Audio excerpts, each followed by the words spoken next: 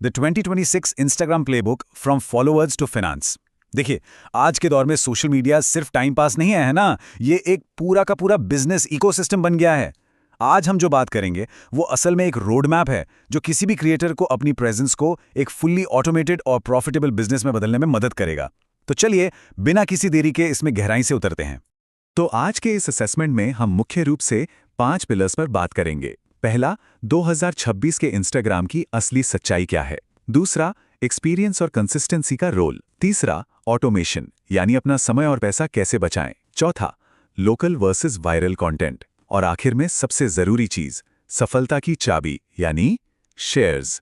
एक एक करके इन्हें समझते हैं। सबसे पहले तो इस बात पर आते हैं जो शायद हमारे दिमाग में सबसे बड़ा मिथक है। हमें लगता है कि लाखों फॉलोअर्स होंगे तभी अच्छी कमाई होगी, राइट? बिल्कुल नहीं। सोचिए, आपके पास 1 मिलियन फॉलोअर्स हैं, लेकिन आप सारा काम मैनुअली कर रहे हैं, तो आपकी इनकम शायद कम ही रहेगी। इसके उलट, अगर आपके सिर्फ 5 से 10 हज़ार फॉलोअर्स हैं, लेकिन आपकी स्ट्रैटेजी स्मार्ट और ऑटोमेटेड है, तो आप एक बहुत ही स्टेबल इनकम जनरेट कर सकते हैं। क्वालिटी और स्ट्रैटेजी ही असली गेम है। इस बात को ऐसे समझिए, you are a content creator, not a delivery boy. मतलब आप क्रिएटर हैं, कोई डिलीवरी वाले नहीं। सुनने में थोड़ा फनी लगता है, लेकिन ये बिल्कुल सच है। जरा सोचिए, अगर आप अपना पूरा दिन लोगों को डायरेक्ट मैसेज में लिंक भेजने या पेमेंट के स्क्रीनशॉट चेक करने में लगा देंगे, तो फिर क्रिएटिव काम कब करेंगे? नया कंटेंट कब बनाएंगे? तो अपना समय सही जगह इन्वेस्ट करना ही ग्रोथ का सबसे पहला और बड़ा नियम है। चलिए, अपने पहले सेक्शन पर आते हैं, इंस्टाग्राम की असली रियलिटी। क्योंकि देखिए, अब वो टाइम गया जब हम सिर्फ लाइक्स और व्यूज जैसे दिखावटी नंबर्स के पीछे भागते थे। आज के समय में हमारा पूरा फोकस इस बात पर होना ही चाहिए कि वो नंबर्स असल में रेवेन्यू में कैसे बदल रहे हैं। शायद आपको लगे कि YouTube सबसे बड़ा प्लेटफॉर्म है, लेकिन आज की सच्चाई कुछ और ही है। आज के मॉडर्न क्रिएटर्स के लिए YouTube से कहीं ज्यादा डायरेक्ट ब्रांड अपॉर्चुनिटीज और मोनेटाइजेशन का पोटेंशियल इंस्टाग्राम पर मौजूद है। जी हां, इंस्टाग्राम का इकोसिस्टम अब इतना इवॉल्व हो चुका है कि ब्रांड्स डायरेक्ट और फास्ट कन्वर्जन के लिए इसे ही अपनी पहली पसंद मान रहे हैं।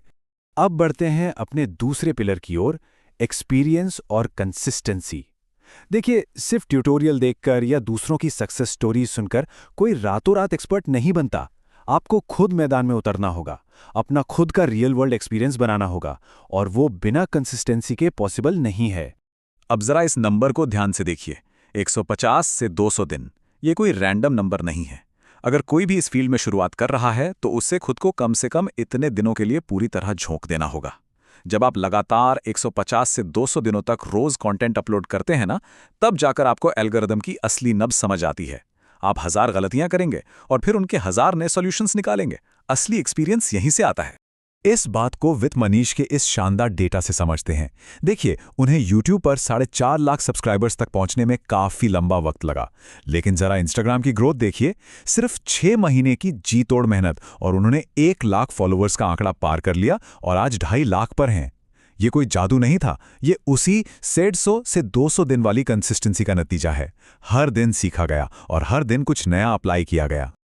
अब आते हैं इस पूरी स्ट्रैटेजी के सबसे क्रिटिकल हिस्से पर, सेक्शन 3, ऑटोमेशन यानी टाइम और मनी। यही वो पॉइंट है जहां एक क्रिएटर असल में एक बिजनेस ओनर में बदल जाता है। अगर आपको स्केल करना है और अपने समय और पैसे को सही से मैनेज करना है, तो ऑटोमेशन ही इकलौता रास्ता है। तो ये ऑटोमेशन टूल्स आखिर काम कैसे करते हैं, इसे बस 3 सिंपल स्टेप्स में समझिए। मान लीजिए आपके किसी फॉलोअर ने एक स्पेसिफिक कीवर्ड कमेंट किया। ये हुआ स्टेप 1। स्टेप 2 में आपके सिस्टम ने तुरंत बिना आपके कुछ किए उस फॉलोअर को एक ऑटो डीएम भेज दिया जिसमें आपका लिंक है। और स्टेप 3, इंस्टेंट पेमेंट और अकाउंट एक्टिवेशन। मतलब जैसे ही इंगेजमेंट हुई, वो उसी सेकंड रेवेन्यू में कन्वर्ट हो गई। कोई लीड वेस्ट नहीं हुई, कोई मैन्युअल काम नहीं हुआ। है ना कमाल? तो सिस्टम तो हमने सेट कर लिया। अब आते हैं सेक्शन 4 पर, लोकल और वायरल कंटेंट। आखिर वो कौन सी कंटेंट स्ट्रैटेजी है जो आपको तेज ग्रोथ भी दे और एक रेगुलर कैश फ्लो भी बनाए रखे? चलिए इसे थोड़ा डीकोड करते हैं। देखिए, कंटेंट को हम 2 मुख्य कैटेगरीज में बांट सकते हैं। पहला है लोकल कंटेंट, जैसे आप अपने ही शहर के कैफे या दुकानों को प्रमोट कर रहे हैं। यहां अगर आपके फॉलोअर्स कम भी हैं, तो भी एक बहुत ही लॉयल ऑडियंस की वजह से आप एक रील का 3 से 4 हज़ार रुपये आराम से चार्ज कर सकते हैं। दूसरी तरफ है वायरल कंटेंट, जो एकदम ट्रेंडिंग न्यूज़ या किसी बड़ी घटना पर होता है। ये आपको रातों रात पूरे प्लेटफॉर्म पर विजिबिलिटी दे सकता है। एक स्मार्ट क्रिएटर को इन दोनों के बीच एक परफेक्ट बैलेंस बनाना आना ही चाहिए। लेकिन हाँ, वायरल या ट्रेंडिंग कंटेंट बनाने के कुछ बहुत ही सख्त रूल्स हैं। ऐसा नहीं कि बस कुछ भी डाल दिया। Rule number 1, timing. अगर कोई इवेंट आज हुआ है तो आपका वीडियो उसी रात लाइव हो जाना चाहिए। Rule number 2, production quality top notch होनी चाहिए। और सबसे ज़रूरी रूल, आपका कंटेंट ऐसा बिल्कुल नहीं लगना चाहिए कि आप बस व्यूज़ बटोरने के लिए जल्दबाजी कर रहे हैं। अगर आपकी क्वालिटी खराब है तो प्रीमियम ब्रांड्स कभी भी आपको अप्रोच नहीं करेंगे। अब हम इस पूरी चर्चा के क्लाइमैक्स पर हैं। सेक्शन 5, सफलता की चाबी, शेयर्स। हमने कंटेंट बना लिया, ऑटोमेशन लगा दिया, लेकिन 2026 में इंस्टाग्राम का एल्गोरिदम बैकएंड में असल में काम कैसे कर रहा है? उसे क्या चाहिए? आइए ये राज खोलते हैं। और वो राज है शेयरेबिलिटी।